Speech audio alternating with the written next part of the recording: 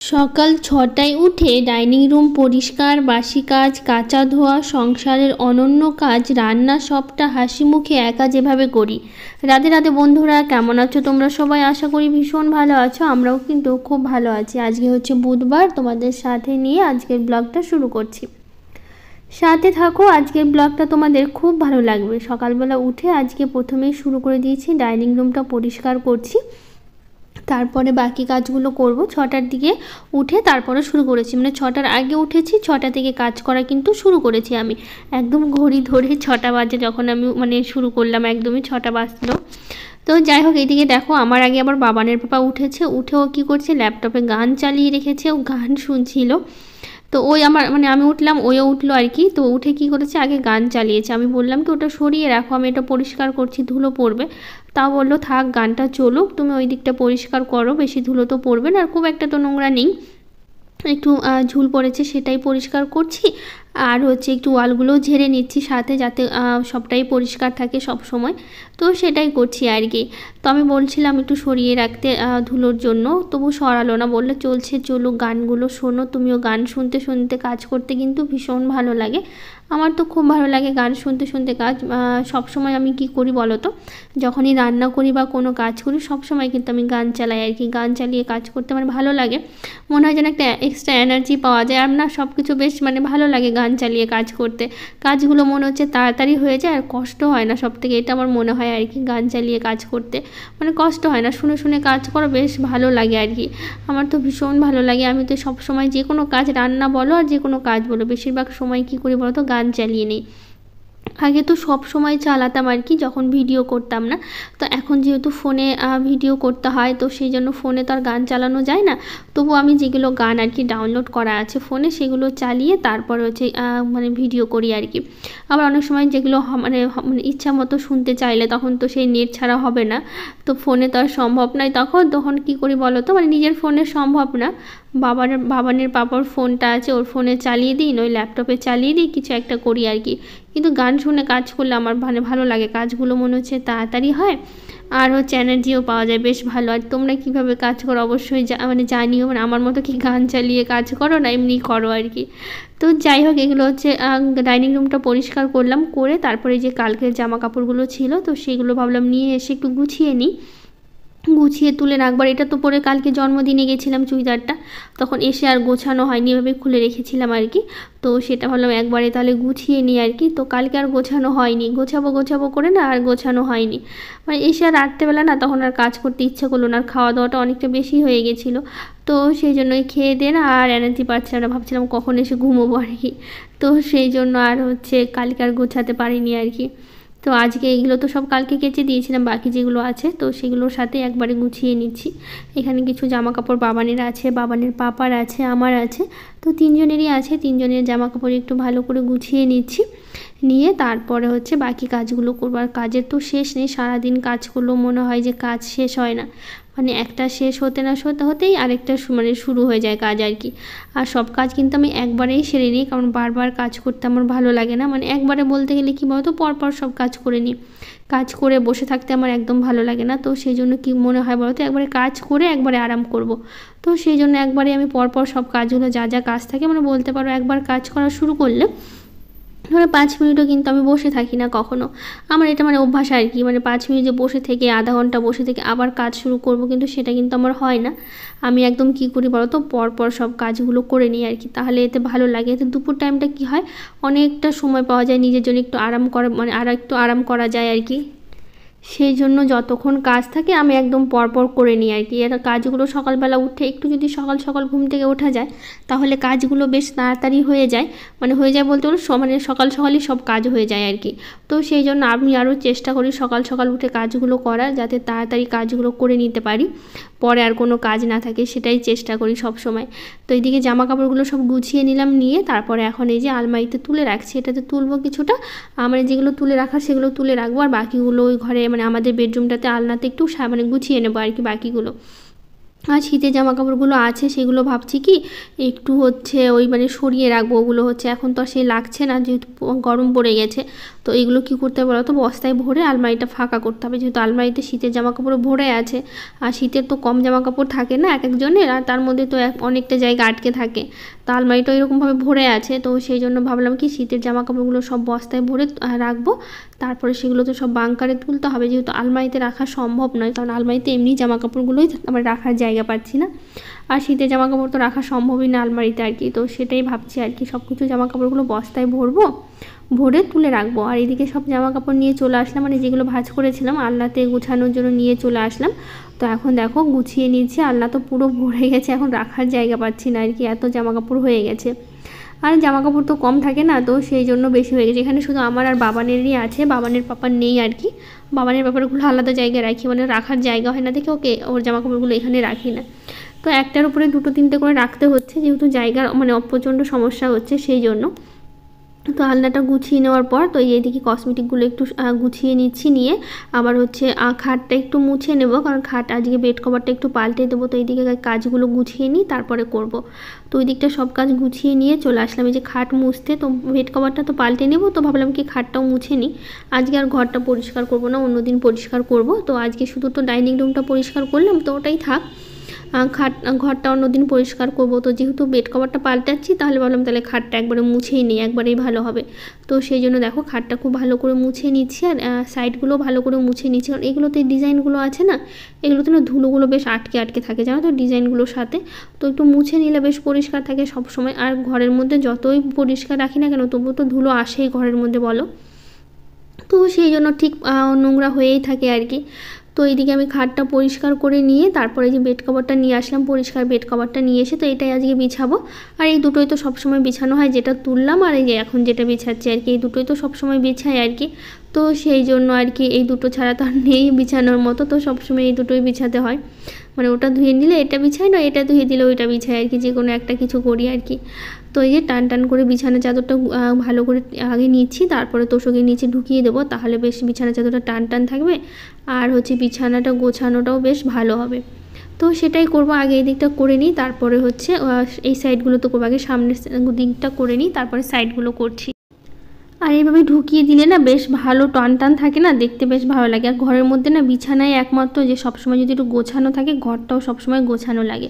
তো সবসময় ঘরের আমি আর কিছু গোছাই বা না গোছাই, আগে কী করি বলো তো, সবসময় বিছানাটা একটু টান টান রাখি আর একটু গুছিয়ে রাখি। এতে কি হয় বলো তো, বিছানাটাও বেশ ভালো লাগে দেখতে, আর ঘরটা না সবসময় গোছানো লাগে। তুমিও বিছানাটা অগোছালো রেখে অন্য সব কিছু গুছিয়ে রাখো, কিন্তু দেখবা ঘরটা কিন্তু একদম গোছানো লাগে না। আর সব কিছু অগোছালো থাক, বিছানাটা গোছানো থাকলে ঘরটা একটু হলেও কিন্তু পরিষ্কার লাগে আর কি, একটু ভালো লাগে আর কি। আর বিছানায় তো একটু শান্তির জায়গা বলো, যেখানে এসে একটু সারাটা দিন কাজকর্মের পর এই বিছানায় একমাত্র যেখানে এসে একটু বসতে পারি, একটু আরাম করতে পারি। আর এটাই যদি পরিষ্কার না থাকে তখন কি ভালো লাগে বলো তো। তো সারাদিনে কাজকর্মের একটাই জায়গা, শান্তির জায়গা বলতে পারো এই বিছানাটা, যেখানে এসে একটু বসি একটু আরাম করি, ভীষণ ভালো লাগে তখন।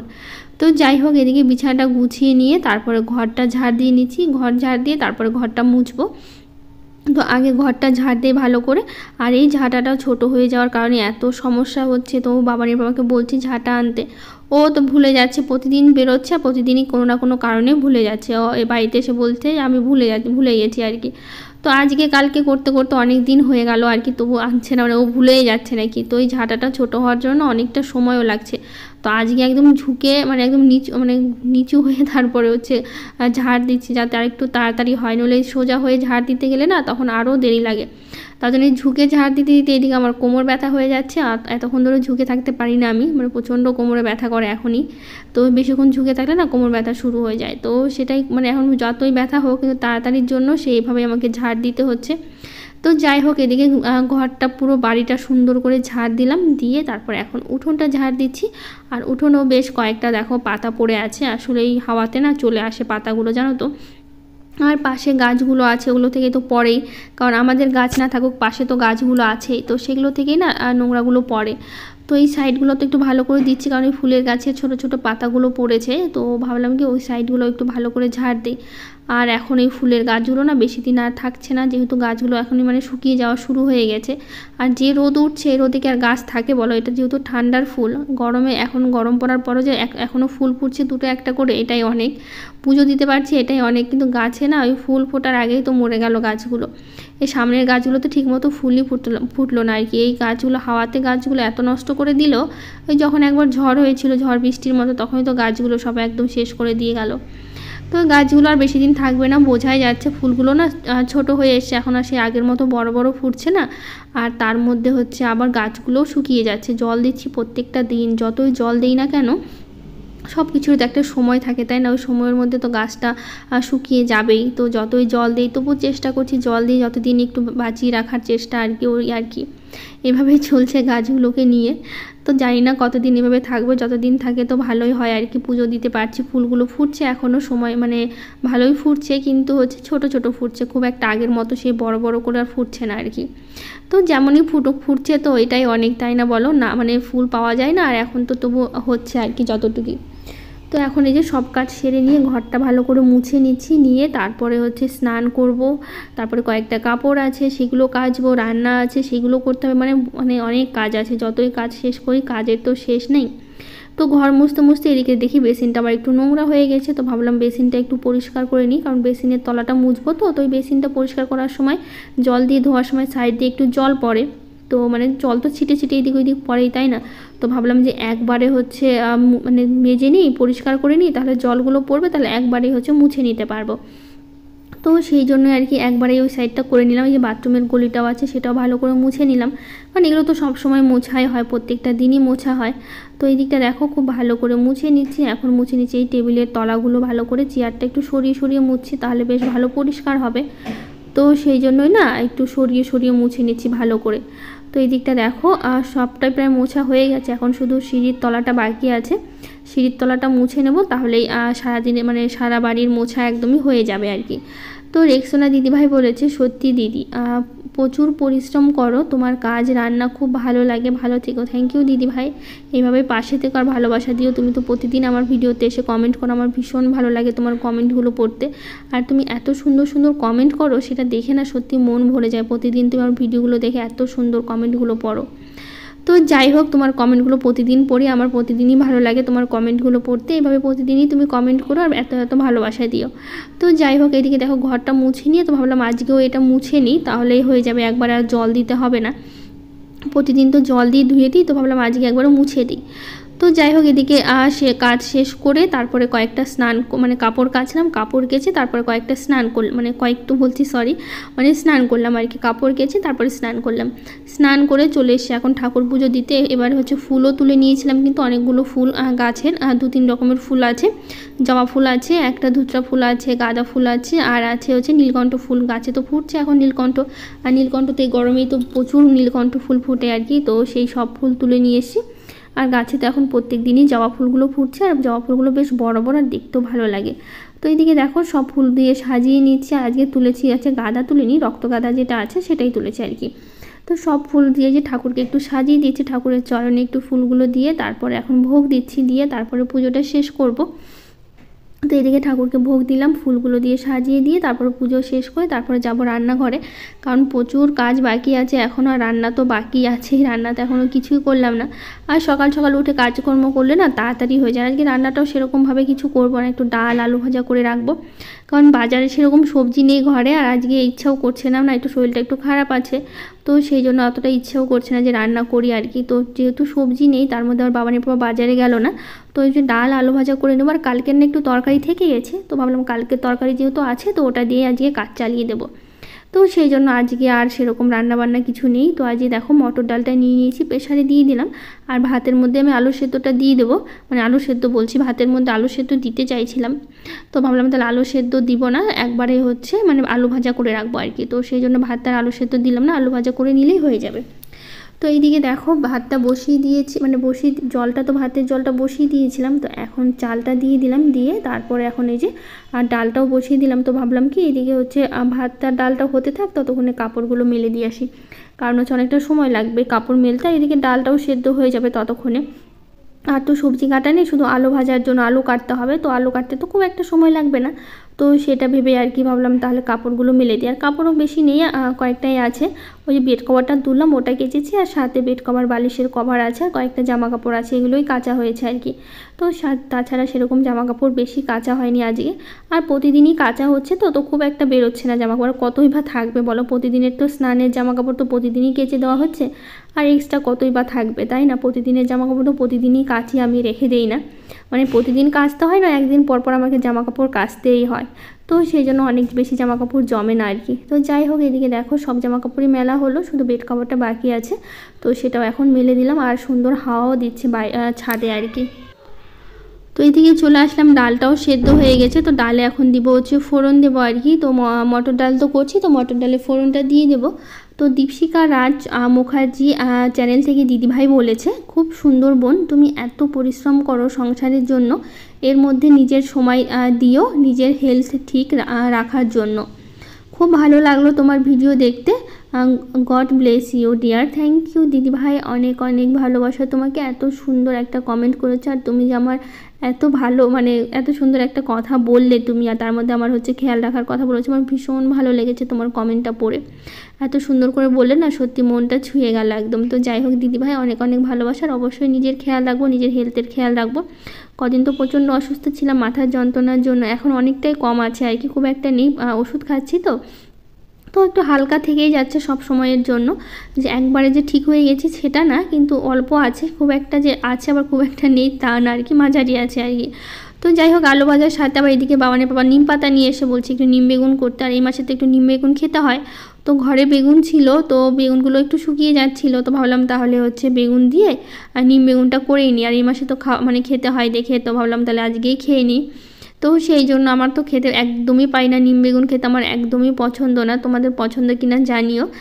খাওয়ার মধ্যে আমি একটু মুখে দিয়েছি, বাবানের পাপা শাশুড়ি মাই সবটা খেয়েছে, আমি তো শুধু একটু শুধু খেতে হয়, তাই একটু ভাত বাবানের পাপার থালা থেকে একটু নিয়ে শুধু মুখে দিয়েছি। আমি তো থালাতেই নিম বেগুনটা নিই আর কি, এত তিতা, আমি তো খেতে একদমই পছন্দ করি না এই তিতা জিনিসগুলো। তো সেই জন্য আর কি বাবানের পাপা শাশুড়ি মা খেয়েছে, আমি খাইনি। বাবান তো একটু মুখে দিয়েছে, আমি আর বাবান বলতে পারো একই রকমই, একটু করে মুখে দিয়েছি শুধু, তাই।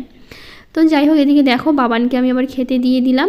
তো আমাদের এখনও খাওয়া হয়নি, তো ওর সময় লাগবে দেখে ওকে আগে দিয়েছি। আর আজকে বাবান স্কুলে যাবে না, ওই বললো যে আমার স্কুল যেতে আজকে হচ্ছে ইচ্ছে করছে না, আসলে শরীরটা একটু খারাপ আছে বাবানের, একটু গাটা গরম করছে। তো সেই জন্য ভাবলাম থাক আজকে বাড়িতে, স্কুলে পাঠাবো না। আর শুধু বাবানের পাপাই কিন্তু খেয়ে দিয়ে স্কুলে বেরিয়ে গেছে। আর দেখো যে বাড়িতে আছে কি দুষ্টুমি করছে। তো এদিকে থার্মোকল দিয়ে খেলছিল, তো আমি ভাবলাম যে বিছানায় যে বইগুলো দেখো ছিটিয়ে রেখেছে, এগুলো আমাকে গোছাতে হতো। তো আমি ওকে ডেকে নিয়ে আসলাম, বললাম তুমি নিজের বই নিজে গোছাও, তো গুছিয়ে তারপরে আবার যাও খেলতে।